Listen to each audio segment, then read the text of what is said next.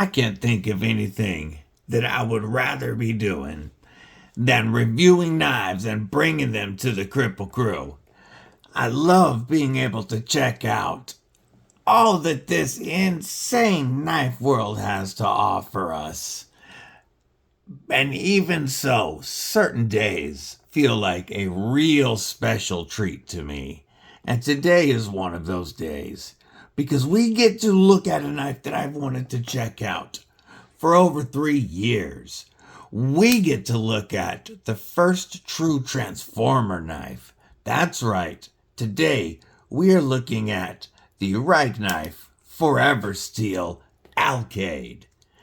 And trust me, folks, you want to know more about this one. Stick around.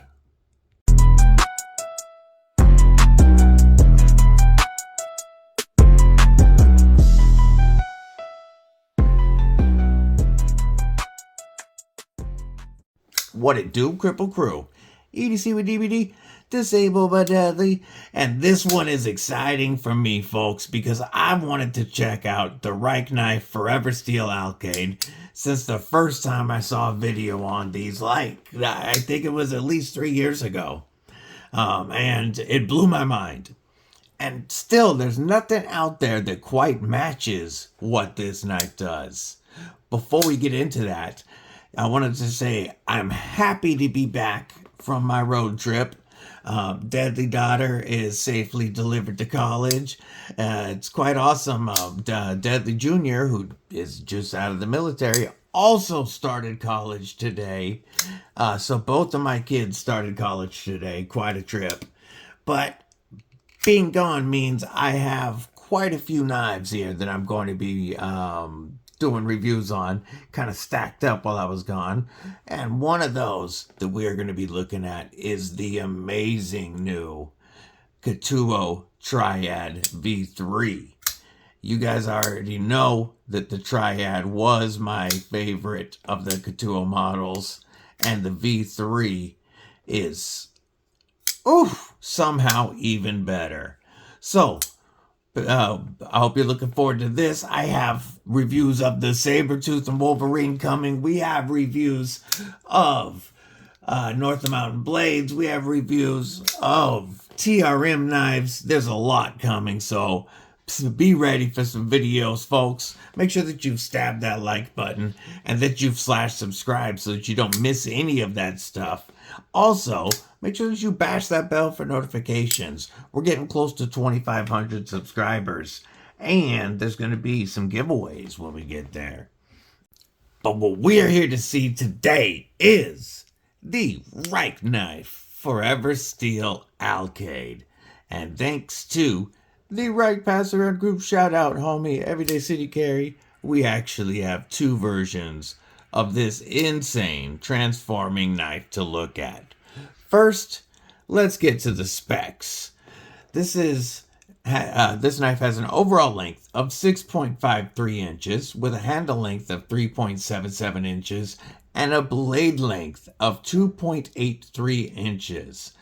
Our blade steel, our drop point blade, is M390. It does have a flat grind on it and a beautiful, I want to say blasted finish. We have titanium, TC4 titanium for our handle material, and an overall weight of 5.1 ounces. This knife was designed by, and I hope I get this name right, Declynx, Declynx, Declynx. And to this date, I haven't seen another knife that matches this. This is the only knife that I know of on the market that is a folding pocket knife that goes into a push dagger. Now, we knives came out with the Typhus and later the Civivi Typhus, and it is very similar in size and even look to the Alcade when it is in its fixed blade position, and it does drop from that position to a push dagger. However, the we in Civivi Typhus does not fold closed. It only stores in the push dagger position in the sheath. So the only way to carry it is in a sheath in this position. You can switch it to the, what they call fixed blade position if you need to do regular EDC work with it, but there is no way to fold it and just carry it in your pocket. And even though everything that this does is different from your usual EDC knives, I think you saw how easy it was there to manipulate. So I can easily reverse flick it out. With the angle on this, I don't get quite as good of a thumb flick, but it's easy for me to thumb roll out. And then it is a finger safe closing mechanism when you know how to use it. Your fingers stay out of the way on the outside. You use your thumb to lift up on that thumb stud and just use your index finger on the spine of the blade. It'll push over to right there, and then you push it closed. So we have a very interesting locking mechanism. So our blade, as you can see, it is connected in here at the pivot, but it is also attached, and I'm using the anodized one to show this because the colors stand out better. It is also attached here to this titanium bar that also includes the thumb stud and has these titanium pins on the side. When this rolls open around the titanium liners there's a spot that you can see cut into that liner there on either side. And this is going to drop into that spot on the tang of the blade, in the liners and over the tang of the blade. So, and then you have crazy rock solid lockup, much better than I was expecting. I didn't know what to expect, but it's a new locking system and it's quite different. But when this locks into those two spots on either side, it really does sit in there tight, and that provides quite a bit of contact. I do not feel like there's any way this is going to close on me without me applying the pressure to first remove that from the tang. Very interesting mechanism, and it works well. And then we can have this locked so that when you open it and use it, there is no way to push the button and drop it down to the push dagger.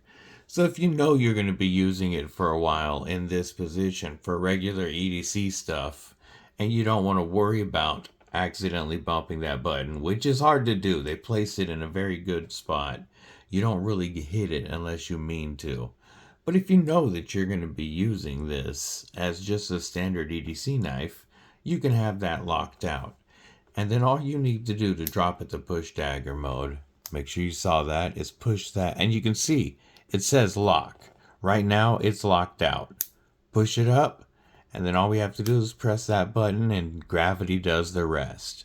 Drops right into push dagger mode, and then we can lock this if we want so that you can't push the button and return it to the open position. So you can easily lock it into this position here, and no worries about pressing that button in any, beef jerky defending scenarios. The handle itself fits very comfortably into my palm, and it really feels like it's going to give me that solid, strong base for thrusting. If I really need to get deep into a bag of beef jerky to cut it open or something, I feel like I have a lot of strength behind me in the way that I'm holding this knife. Now we unlock it, flip it right back up, lift up on that, and put it away in our pocket. The pocket clip, I haven't messed with a whole lot. And this is a new pair of 511 pants, and let's see. Actually, that goes over the seam of my 511 pants pockets.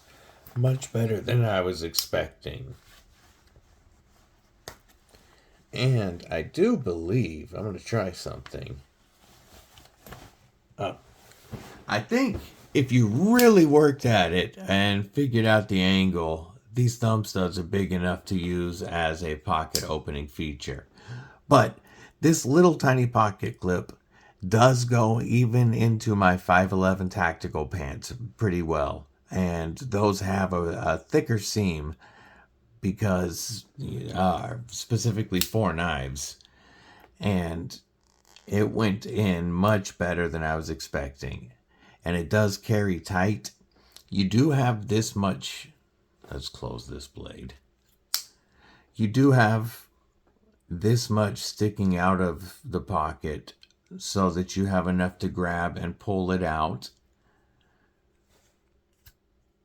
Whoop, that was my fault on the flip.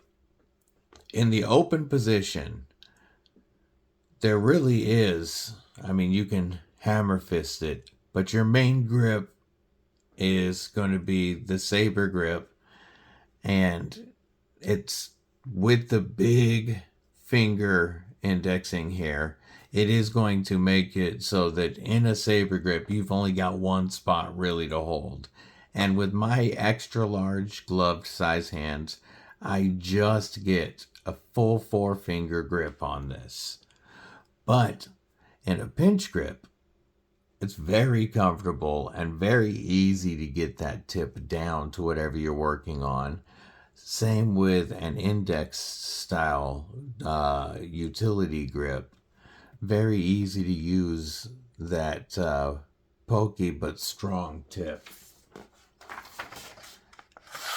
Ooh, this M390 is very, very sharp. I'm talking very little pressure. I've yet to see a Rike or Krew edge that isn't very, very sharp. How about a few size comparisons? Let's move this one out of the way just because it's a little easier to see this blue one. And we're going to start with my new perma knife. This is a knife that has been on me every day since it got here right before my trip. This is the TRM Bulldog Rev B, and as you can see, it's going to be roughly a ½ an inch longer. How about a Spyderco PM2? In this case, the Wharncliffe Rendition from Cutlery Shop, and a Para 3. This one is the Para 3 Salt. This was a stupid deal. Spyderco's Magna Cut for just under $100 from Optics Planet during that sale was insane. And as you can see, it's going to be shorter than both the PM2 and Para 3. One last size comparison. How about another? Actually, we're going to do two. We're going to do two just because. Here's another knife that we will be reviewing soon. The North Mountain Blade BB&M, the Dwayne Dwyer design. As you can see, this is going to be quite a bit larger. I only popped it out to let you guys know that we're going to be reviewing it. And the knife to keep an eye on, This is the Monster Glideman CP, and yes, folks, it looks like the Monster Glideman DVD edition is coming soon. So, it is smaller than those knives, but perfect size for the punch or push dagger position.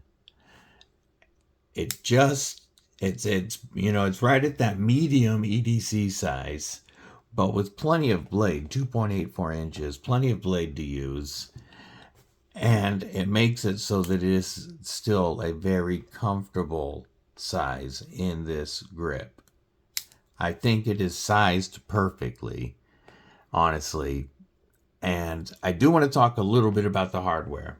As you can see, some of this hardware is Torx. This looks like T6 here. That's T6 as well. Yeah, T6 hardware or the proprietary hardware, but it does come with a tool for the pivot. So, and I believe it will also work in this. Yes, back here, and this, I don't want to scratch up the pivot, but this is your pivot tool to tighten, loosen, or take it apart. That is included with the knife, as well as the cleaning cloth and sticker. And we are going to talk about the price now. This is one of the more expensive knives that I have reviewed. This comes in at $525. And on the Krew website, that's what you will see it for. However, White Mountain Knives has these available. They are also listed at $525. But White Mountain Knives is where you can use code DBD to save 10% and get this for less than $475. So if you are considering getting still the only true transformer on the market, and one that is done so beautifully well, then White Mountain Knives is definitely the place to go. You know, the width of this here comes in at over 1/2 inch, and it does make for very comfortable grip. I am very impressed with the knife. I knew it was going to be some really insane engineering, but I didn't realize how comfortable they would make it in each position. And somehow they designed this so that it doesn't sacrifice comfort no matter which grip you're holding this in. And that's pretty impressive to me. I don't know why you would, because this is made to be used as a push dagger in a beef jerky defense or Avenger scenario. But you can, it is large enough to use in either grip, and that wide handle really does make it lock in. But if you're in that situation, you would just be right here, I'm guessing. So, if you want a knife, a folding pocket knife that you can carry on you, that'll cover really every scenario, or maybe you just want to have one of the dopest knives out there in your collection. If so, White Mountain Knives is the way to go. I am very, very happy that I got to experience these and bring it to the Kripple Krew, because this is a knife that is definitely out of my price range, and I don't see myself buying one anytime soon, though I would love to own one of these in the future. I like it even more than I expected, and I hope you guys enjoyed getting to check out such a cool knife. Let me know your thoughts below. What do you guys think of the Rike knife Forever Steel Alkaid? Our sharpening tool does provide for plenty of sharpening life. I didn't point that out, but it's because I'm just so excited about the knife. Anyway, I'll stop fanboying over this thing. Let me know your thoughts below. Until next one, stay safe, stay frosty. Most importantly, folks, stay deadly